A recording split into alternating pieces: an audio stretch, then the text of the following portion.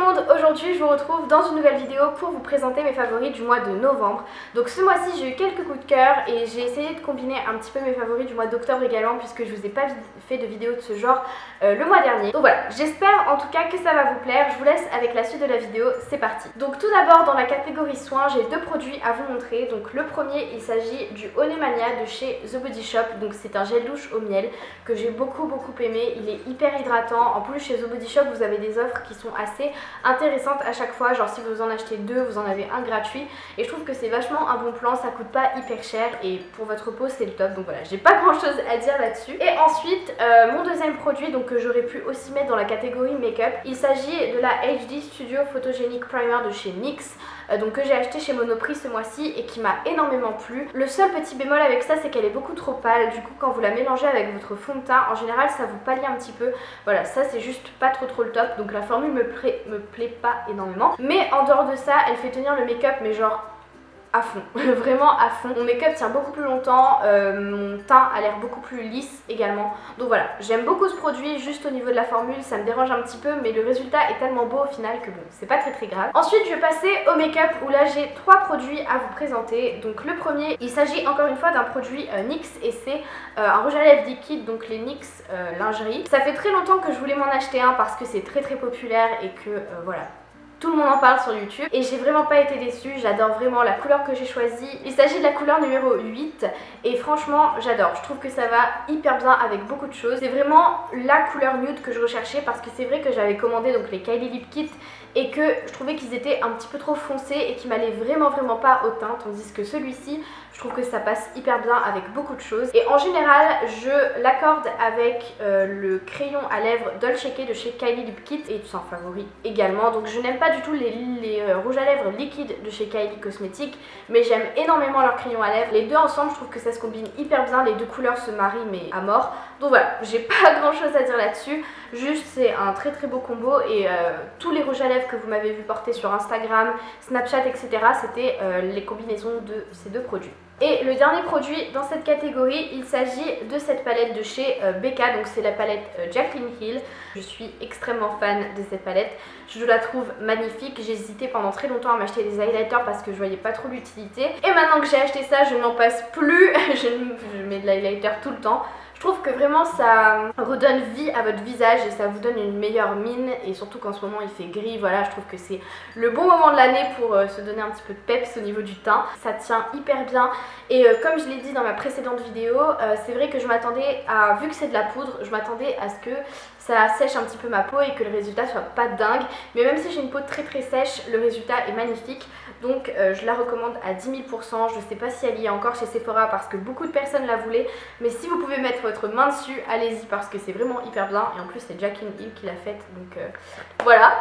Maintenant je vais passer à la mode où j'ai deux choses à vous montrer. Donc ce mois-ci j'ai énormément porté cette paire de bottes de chez Missguided, donc je vous l'avais présenté aussi dans un haul.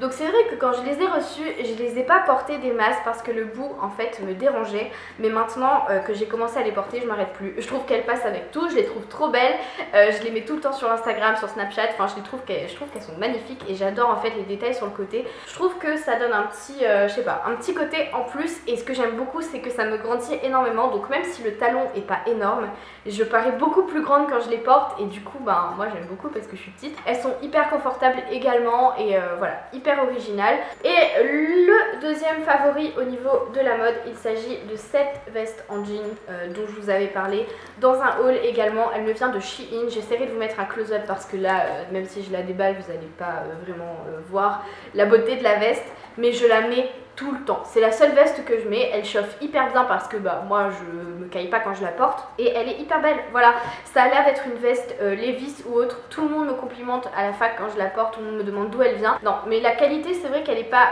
super, mais de vue quand on la voit, elle fait vraiment de très bonne qualité. Elle passe avec beaucoup de choses, elle chauffe hyper bien comme je l'ai dit précédemment. Moi j'ai jamais froid quand je la porte. Donc voilà, gros favori pour ça. J'essaierai de vous mettre un close-up pour que vous puissiez la voir. Mais si vous m'avez vu porter une veste sur Instagram, Snapchat, encore une fois, c'était celle-ci. Et maintenant, donc je vais passer aux livres, aux séries et aux films. Donc je vais tout de suite finir avec le livre, comme ça c'est fini. Donc ce mois-ci, j'ai lu The Goldfinch, donc je l'ai presque fini.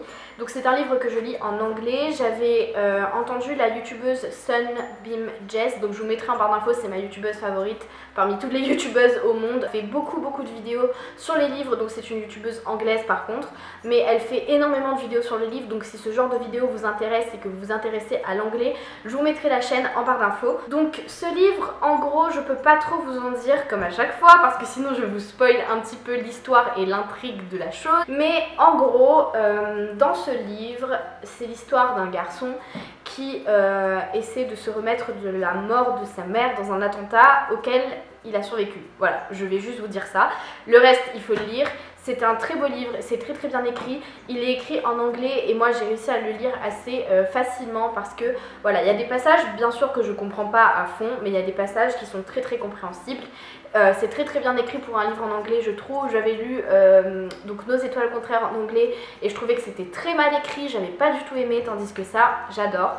Donc voilà, moi je l'ai trouvé à la Fnac si ça vous intéresse. Et au niveau des séries, donc ce mois-ci, j'ai 3 séries favorites ce mois-ci, c'est beaucoup, je suis désolée. Donc la première série, il s'agit de This Is Us, donc j'en ai parlé dans une précédente vidéo, dans ma FAQ il me semble. Donc voilà, en gros c'est l'histoire d'une famille où on voit, il y a deux espaces-temps dans cette série, donc il y a les années 70 et les années 2000, enfin 2016 quoi. Donc c'est au moment où les parents étaient jeunes et au moment où les enfants ont grandi. Je sais pas si c'est clair la façon dont j'explique ce concept, mais voilà. Il faut voir la série pour comprendre, elle vient de commencer, il y a quoi, 6 épisodes à tout casser. Donc voilà, elle est vraiment très bien cette série, c'est une série qui parle un petit peu de rien et moi c'est les séries que j'aime beaucoup, ça parle juste des histoires un peu en famille, etc.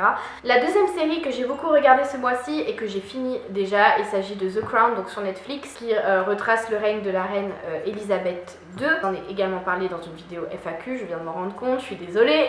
Et chaque saison va représenter donc 10 ans de son règne. Je trouve que c'est une série qui est très bien réalisée, j'aime beaucoup l'acteur, c'est celui qui jouait dans Doctor Who. Donc voilà, et du coup j'ai recommencé à regarder Doctor Who en même temps. Voilà, j'aime beaucoup, je trouve que le jeu d'acteur est vraiment bien, je trouve qu'ils se sont vraiment mis à fond dedans. Et c'est pas trop exagéré, mais en même temps c'est pas trop ennuyeux, c'est vraiment un mix de tout et j'aime bien. Et la troisième série que j'ai énormément aimée ce mois-ci et que je redécouvre totalement, il s'agit de Gilmore Girls. Donc qui est sur Netflix, puisque Netflix a racheté la chose et en fait ils sont en train de faire une autre saison qui est sortie sur Netflix hier, 10 ans plus tard. Et si vous étiez fan de cette série, je pense que vous devriez regarder, il y a 4 épisodes dans la nouvelle saison qui durent 1h30 chacun. Voilà, j'aime vraiment cette série, je l'ai recommencé depuis le début, c'est vrai que je la regardais énormément quand j'étais vraiment petite et j'adorais cette série, je trouvais, enfin, mon rêve c'était d'être Rory, enfin j'étais trop fan d'elle. Si vous voyez de quoi je parle, sinon si vous voyez pas, voilà, allez faire un tour, pour moi c'est une série basique, c'était genre Dawson, enfin 7 à la maison, enfin c'était ce genre de série et moi j'aimais beaucoup regarder ça. Et en film, ce mois-ci j'ai regardé Les Animaux Fantastiques. En tant que fan d'Harry Potter, j'ai énormément aimé ce film. Je trouvais qu'il y avait plein de références à Harry Potter. Pas direct, mais déjà Grindelwald ou Grindelwald, enfin je sais pas trop comment on dit, vu que à chaque fois je regarde le film en anglais et en français et du coup les noms changent un petit peu. Mais en gros j'ai aimé la référence et j'ai aimé la chute à la fin. Si vous l'avez pas vu, vous devriez aller le voir parce qu'il est dingue. Et j'ai beaucoup aimé, je trouvais qu'il y avait plein de références quand même à Harry Potter, on restait un peu dans le même univers. Et j'aime aussi qu'on y soit un petit peu détaché, que ce soit pas trop la même chose. Voilà, je trouve qu'ils ont bien mixé les choses, la bande son est géniale, l'acteur qui joue Dragono est dingue, moi je l'aimais beaucoup de base parce que je l'avais adoré dans The Danish Girl, bref, je l'avais beaucoup aimé dans beaucoup de ses films, il avait été oscarisé des milliards de fois et je suis tellement contente que ce soit lui qui reprenne un petit peu cet univers. Donc voilà, je vous recommande à 10 000% encore une fois. Donc voilà, ces favoris s'achèvent, j'espère en tout cas que ça vous a plu. Moi je vous retrouve dès que possible dans une nouvelle vidéo. Je vous fais d'énormes bisous et à très bientôt.